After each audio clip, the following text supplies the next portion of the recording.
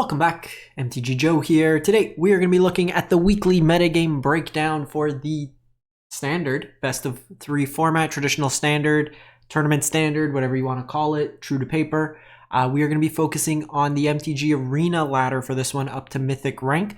Later in the week we will do one that covers the tournament side, so MTGO, any large tournaments that may have happened, kind of see the trends between the Arena ladder versus kind of in-paper tournament, if there was RCQ, stuff like that. So a lot of standard content coming up. I will likely, let me know in the comments if you're interested. I'm going to be playing in a Team Trios RCQ in January. I'll likely be in the standard seat. It's Standard, Pioneer, Modern. So I'm going to be testing out some decks and just kind of getting really familiar. I'm kind of leaning between 2 decks. So I'm considering doing like some deeper dives in terms of gameplay with like Mono Red, Gruul, or Izzet Hellraiser. Just kind of really refining the decks and getting familiar with it, all the matchups. So if you want to see more of that content, let me know if that'd be something you'd be interested in. So going back, we are going to be looking at Untapped GG, companion tool that runs alongside Arena's client, aggregates your win rates with other users, has a whole bunch of cool in-game overlays and stuff. If you want to use Untapped, link is in the video description. I'll paste and timestamp all these deck lists. I mentioned it in the best of 1 video, but the folks at Untapped gave me 10 codes for Untapped Premium free for a month. So I'm going to give away 5 during the best of 1 video and then 5 for this video. So just comment on your favorite deck in standard right now, and then I'll be choosing on the weekend 5 people to get a free copy for the month of Untapped Premium. And then lastly, before we jump in, you'll see in the top left-hand corner, we are doing a charity drive this month. Every penny that I make from YouTube, I'm donating it to a local Toronto-based food bank. So if you want to help out, just watch the videos, like, comment, all that stuff helps generate more interest on the YouTube side, and then I will be donating a whole bunch of money, hopefully. The goal is $800 to help out those in need over the holiday season. So let's jump into it. We're going to start with the popularity of the day, and then we will go to the deck lists themselves. Starting off, we have Dimir Midrange as the most popular deck at 13.5. The 4-color domain list, the Zur domain list, at 8.3%, Golgari at about 8%. This is Diamond to Mythic. Gruul Prowess at 7, Mono Red at 6. Azorius Artifacts, there's kind of 2 builds, one that won a large Japanese tournament, and then one that we've seen a couple weeks now kind of translate from MTGO onto the ladder at about 5%. Mono White Control, which is your token decks, at 4%, Mono Black at 3%. So the big kind of trend this week, we've seen a lot more of a shift where the past weeks we've seen a lot more aggro dominate the top of the ladder. In terms of popularity of decks, we're seeing a shift now towards more of these mid-range strategies. Domains come up quite a bit if we kind of look at that. So domain would be... So it... not like as stark, but seeing it's been hovering around like the 6s, 7s. Kind of coming up there. We do see Golgari Midrange actually drop a bit, but like Mono Red was at like 11%. We're seeing it all the way down to 6%. Similarly, like this Azorius deck had a bit of a spurt and then kind of fell off as well. So the Dimir deck's definitely seen a big increase over the last couple days and kind of taking that top spot. So we're going to look at Diamond and Mythic Rank. We have 18,000 games played between December 4th and the 11th. And the highest win rate deck happens to be the most played deck as well in Dimir Midrange. So this version here, we got some interesting kind of one-ofs and kind of flex spots here. The Enduring Curiosity has been cut down to 2 in this particular list, which is kind of interesting to see. Usually this is 3 to 4 of consistently. We see a Shieldred main, 1 Gix command main.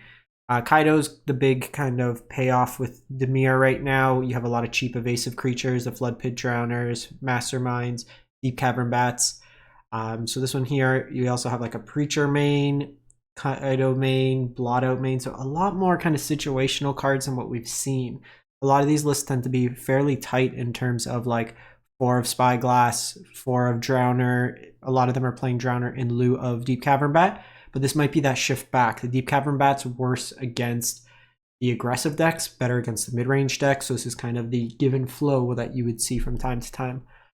Withering Torment, just a flexible card hitting enchantments. But core of this deck is play cheap evasive creatures. You ninja in Kaido, and then you kind of back it up with card draw through Enduring Curiosity, cheap removal and interaction on the stack, kind of going from there.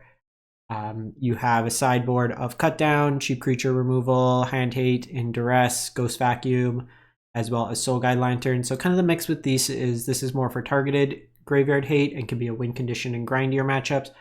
Soul guide lantern is more of a one-time nuke the whole graveyard after you get the initial ETB. It's more just counters when needed. Flash Freeze is a card that was in the Foundation set that kind of a hate piece a la Aether Gust for red and green spells. Cheap counters and negate, nowhere to run, cheap removal, good against like the Auras deck, anything with protection, Snakeskin Veil, Aklozots for the grindier matchups, Dimir matchups, stuff like that, and Deadly Cover Up as another sweeper with an Edict style effect. What you can do with Cover Up against like the various Curiosity card or the Enduring cards, you can exile it before the trigger comes back, same with Unstoppable Slasher, so it's a way to get rid of the card. Izzet Hellraiser, second highest win rate deck, 80%. So this is probably largely on the back of Nithin, who's been playing this deck. It's they have a YouTube channel. We cover this. They hit #1 Mythic early, and they've played like 500 games with this deck, various iterations. This is a deck I'm looking to potentially bring as a second option for paper for that Trios. It's not too bad to pick up in paper. I have a lot of the Lions, just I'm missing Thundering Falls, so it's not like a crazy investment. Screaming Nemesis are a lot more expensive. I could buy like this whole deck for the price of Screaming Nemesis. But this deck here is looking to achieve 9 cards in your graveyard. Drawing, looting, playing the game through normal course of action. Gracious Hellkite, then Hellraiser comes in, costs 3 less. It lets you exile 3 cards from your graveyard, and then you can cast a non-land card. You could do Season of Weaving, which bounces your opponent's board or makes copies of the Hellraiser, kind of lets you spin again. Chandra Flame Shaper has a similar effect. You have removal with like Roaring Furnace. You have Fires of Victory, Torch Tower, stuff like that. The Bitter Reunion can give all your copies of Hellraiser haste for the turn, so you could kind of Splinter Twin-esque and then beat them that way there. Now, what you're doing with the deck, so Bitter Reunion draws discards. Brass's Tunnel Grinder draws discards. Fairly easy to flip once you've descended a couple times, and then it lets you discover. So then your Hellkites, your permanents all kind of cascade as well. Build-Time Explosion as another kind of draw discard sweeper. We're seeing Cure in here as an additional threat that allows you to kind of draw that loot, and then Blood Pit's Drowner as another cheap interaction.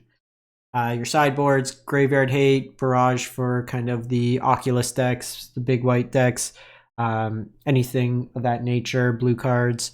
Graveyard Hate, Abrade is cheap removal that can also hit Forge, cheap counters and negate, Pyroclasm, Dragonfire, cheap removal along with the Brotherhood's End, Tishana's for activated abilities, and then Jason here.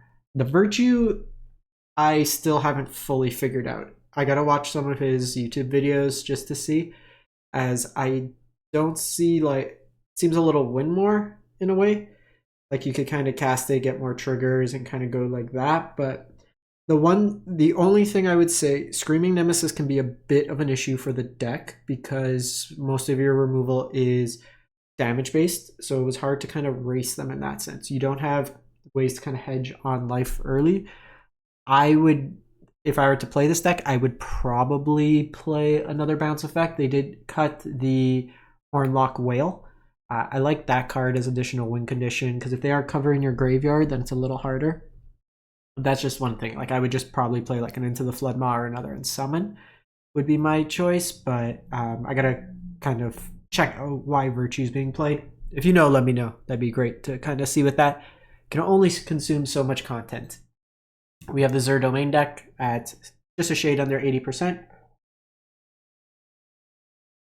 Zur lets you animate any of your enchantments, give them lifelink that, so you can cast these for their impending cost, your Overlords, and then animate them. You have a really nice curve of turn 3 Overlord of the Hauntwoods into turn 4 Zur with animating Hauntwoods, attack for 6, gain 6 life, and then get another land.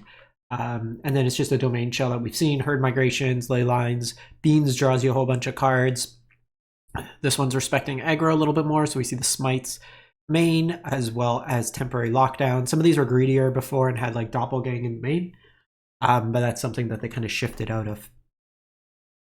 Doppelgang in the side for the mid-rangey kind of big mana mirrors, cheap counters and negate, not on my watch, exile-based removal for the aggressive decks, paw patch formation, very flexible removal, graveyard hate and rest in peace, temp lockdown for the aggressive decks, Beza, aggressive mid-range decks, and then Nissa's very nice into kind of the mono-white matchups, these mirrors, anything with like a lot of enchantments, artifacts, it's just a good threat to kind of push through.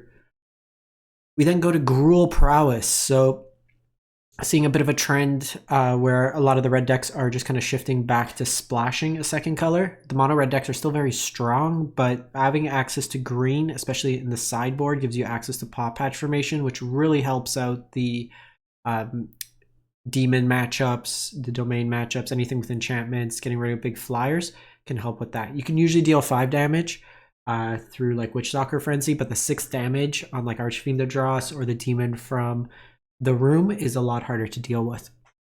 2 copies of Screaming Nemesis, 2 copies of Innkeeper's Talent. Innkeeper's Talent is a way to trigger Valiant every turn.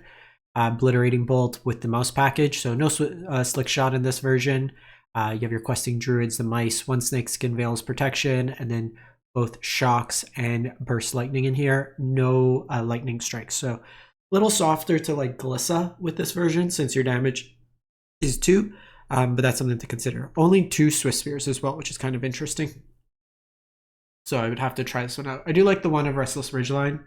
It just gives you kind of some flood insurance. This one is on 22 lines, which usually these decks play 20. So that's something to kind of keep an eye on, just how performance goes.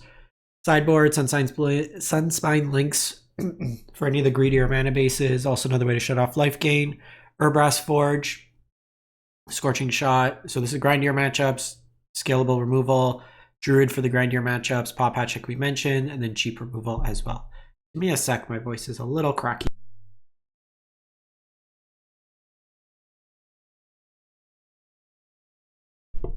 Sorry about that. Still can't shake this flu.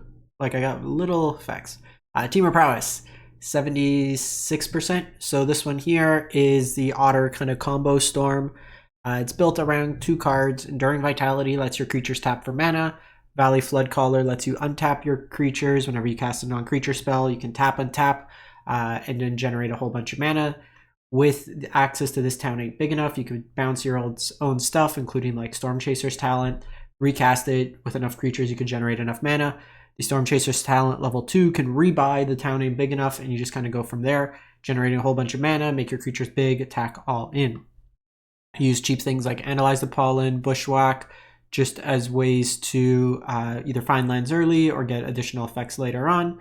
Song can be a big mana sink as a win condition, and then those rats also have haste and then can be tapped with the Flood Caller as well. Beans draws you some cards kind of mixed into there. Sideboard, you have Graveyard Hate, cheap counters for like aggressive decks. You have Flood Pit Drowner to tap down some stuff. You'll see one in the main. Negates, cheap counter, more paw patch. Sweepers for Pyroclasm for the more aggressive go wide decks, token decks, stuff like that. You have these Dragonfire in here, just cheap removal. That exiles, really good against like Slasher, Enduring Curiosity, stuff of that nature. You have Beanstalk, and then Dissection Tools for the more aggressive matchups. Mono Red Aggro, so stock Mono Red, 21 lands. Nothing really different with this main board. You have like your all the clean 4-ofs and then 3 Witchstalker Frenzies just to even it out. This version here, we've seen in the past some of them go on Sunspine Links, but we've seen an increase in the number of Ghost Vacuums in the main. Just a concession to there being a little bit more graveyard interaction. This is also a way you can break like any of the Enduring cycle going to the graveyard. You can exile it before it comes back. So traditional removal will work as opposed to exile removal. Twisted Fealty for any of the big demon decks, stuff like that, and then your cheap removal. You may want like Scorching Dragonfire again, just as an additional way to exile in there. Plays nice with against Heartfire heroes, stuff of that nature. We then have Gruul Delirium. So there was someone who hit #1 Mythic with this one at one point. This deck's really fun to play. I was playing it a bit.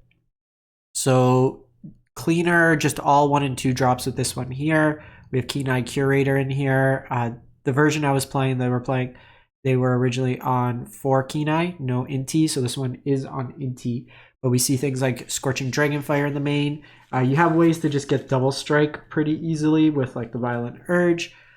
There's a lot of creature types in this deck, or like just permanent types. Things like Patchwork Beastie, the Fear of Missing Out, or Wildfire all provide 2 types with a single card. And then Ren's really cool with Restless Ridgeline because you get the effect of Restless Ridgeline without having to pay the mana to activate it. So it's a way to kind of push through and get additional damage. This deck can do a whole bunch of damage out of nowhere between double combat with double strike. Your sideboard, just cheap removal. Pick your poison in here. Snakeskin has more protection.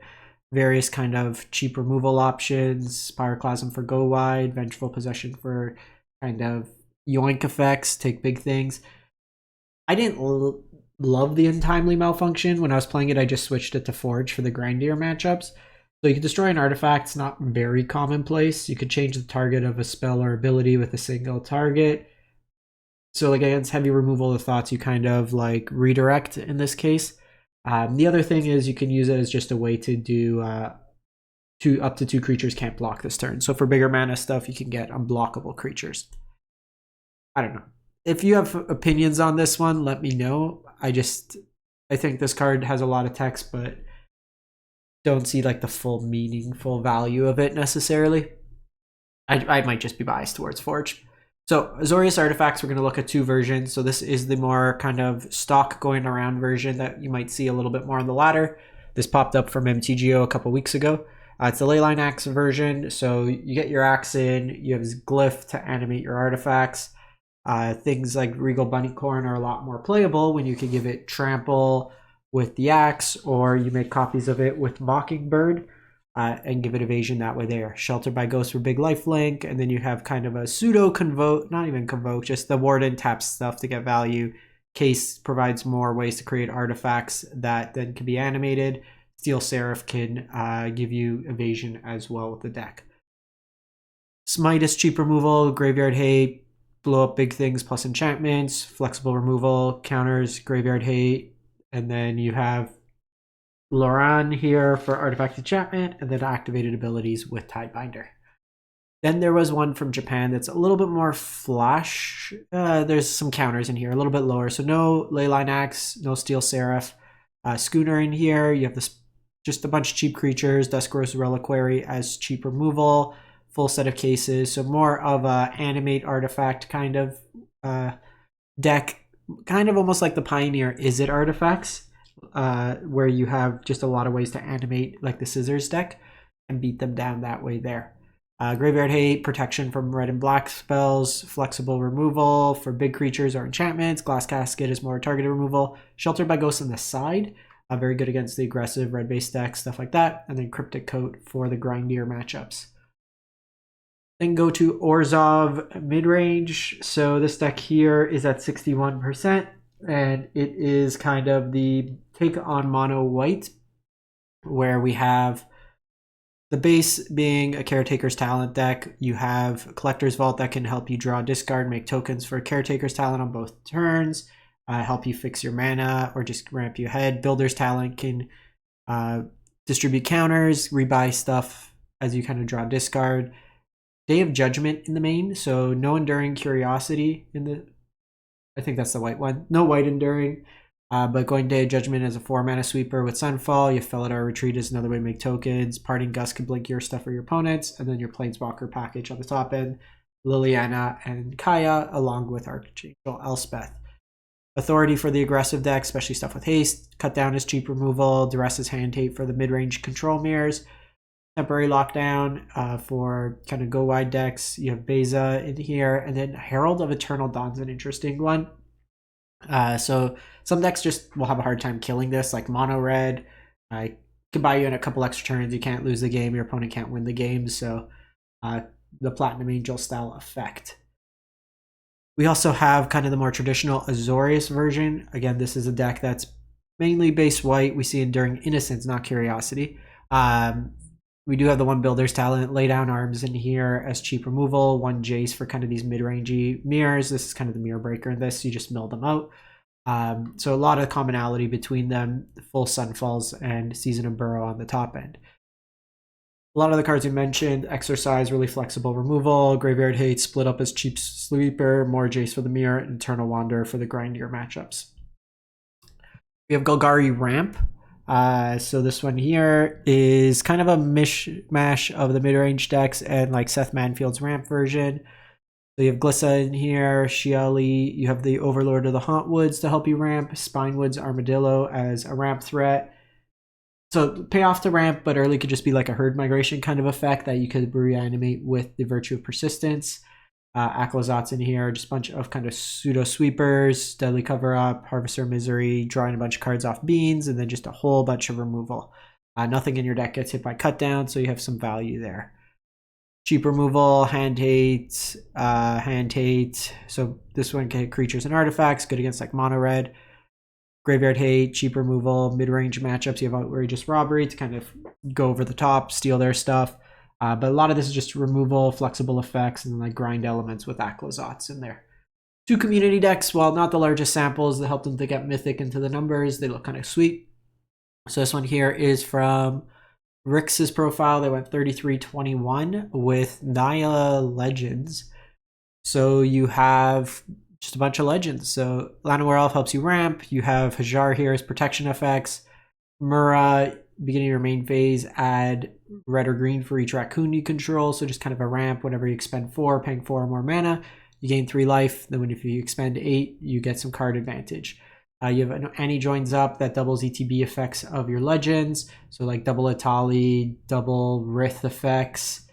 Double Dragonhawk, which is kind of sweet. Hugs in here as a way to get some card advantage. So kind of a big stompy Naya Legends deck. Protection effects with Royal Treatment, Torch Towers, cheap removal, Paw Patch, we've mentioned a number of times. Scavenging Ooze for Graveyard Hate, Enduring Courage as a way to give haste. Dissection Tool for the aggressive decks. Season of Gathering, I'm going to have to actually read this one because I don't remember what it does. So you give them Trample and Vigilance, and till end of turn, plus a counter. Choose an artifact and enchantment, destroy all permanents of chosen type. Not too bad as like just against like Domain, just sweep all their enchantments and then draw cards equal to greatest power. Then Atali for the grindier matchups. And then lastly, we have for members only, baby, 39-24, Simic Merfolk. So you have Sentinel, Kiora, all Merfolks, Voldalian Hexcatcher is a lord that can turn your merfolks into Force Spike. Deep-Root Pilgrimage, whenever a merfolk you control is tapped, you get to create a 1/1. So this works really nice with the Schooner because it's 1 or more non-token merfolks. But each of these are instances, so you can just tap each individually, and then you would get a token for each, which is kind of sweet. Lost in the Maze is another way to kind of tap. You have Floodpitch Drowner, which is a merfolk, and then you have your elf. And Synod Scout with some unsummons. The Soulstone Sanctuary also happens to be a merfolk, which is kind of cool. Pick your poison, cheap removal, unable to scream. Grindborn Cutthroat, I guess for like the grindier matchups, gives you something to flash in as an additional threat. You do have a number of flash effects between like Voldaean, Lost in the Maze, and Floodpitch Drowner, so ways to kind of turn that on. Paw Patch, again, very similar to Pick Your Poison. Dishonest Tidebinder for activated abilities, also is a merfolk. Honestly, like this in the side, or like this in the main wouldn't be terrible either. Ren and Realmbreaker for kind of the grindier matchups, and another island, I'm guessing, for when you kind of curve up and play a little bit more in terms of the 3-drop, as the deck itself is playing 23 lands. So interesting deck nonetheless. Seems like it's pretty even against Dimir. Bad against Golgari, which you would anticipate, but seems like a cool one nonetheless. Like they came in pretty hot and then dropped some games in Mythic once they got there. So let me know what you've been enjoying this week. We'll catch you next time. Thanks for watching.